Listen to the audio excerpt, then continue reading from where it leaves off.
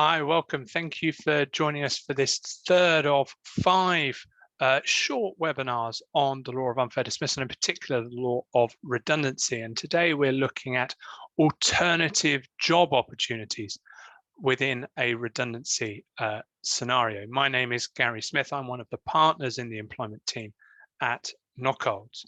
Now, what then must an employer do when giving thought to considering alternatives to redundancy? Now, one of those is to look at alternative job opportunities, and you must give thought to whether suitable alternative employment exists within the business for the employees who are at risk. Now, this is not an absolute requirement. The requirement is that you make reasonable efforts to consider and try and find something alternative. Obviously, the bigger the organization, the more chance there is that there may be something roundabout that you could move the employee to.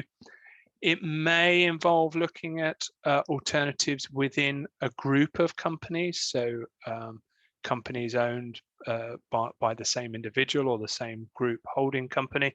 You could need to spread your eyes a little bit further when you're looking for alternatives than you might otherwise think. But there is no obligation on you to create work or a position that doesn't already exist, or where there is no business justification just to try and keep someone on, albeit there is often a moral imperative to do it. There is no legal obligation, and of course you've got to do what's right for the business at all times. Once you've identified certain roles, you need to consider matching the employees. Can more than one person potentially do that role? If they can, how do you decide which one you want to select? Do you interview them?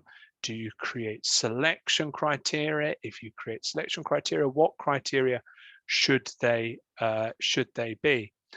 You need to also consider whether there are any overriding obligations. So, for example, to mothers on maternity leave, they have certain additional rights. That includes the right to first refusal on suitable alternative employment. The fact that may be unfair on the employees not on maternity leave is irrelevant. It's an additional right to those on maternity leave, and you need to give them some consideration for that.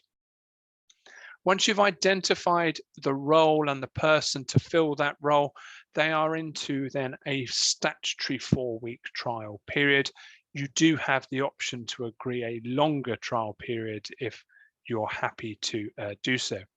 Now, what's the purpose of that trial period? Well, very simply for the employer and the employee to assess the individual's suitability for the role. Now, that might be very straightforward and very obvious in some scenarios, but in some, you're trying to be a little bit flexible. You're trying to be a bit imaginative. Could they possibly do that? Alternative position.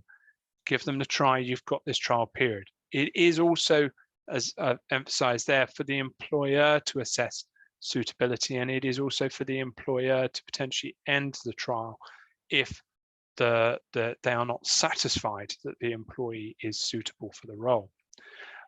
If the if the trial is unsuccessful, then the original redundancy dismissal stands, and the date of the redundancy is the date that the original role, the redundant role, ended. It is not the end of the trial, which can give rise to some slightly odd scenarios around calculating redundancy pay and also notice pay, depending on what's been agreed. But it is a useful opportunity for both employer and employee to try something that might work, might not work, but it gives you that opportunity before that final guillotine comes down and the employee is made redundant. If an alternative role is found, and either during the trial or even before the employee takes up the role, they refuse that alternative. If the alternative is suitable, then they could lose their entitlement to a redundancy payment. They'd still be entitled to notice pay, but not to their redundancy pay. So that could be something to bear in mind. both from the employer and the employee's perspective.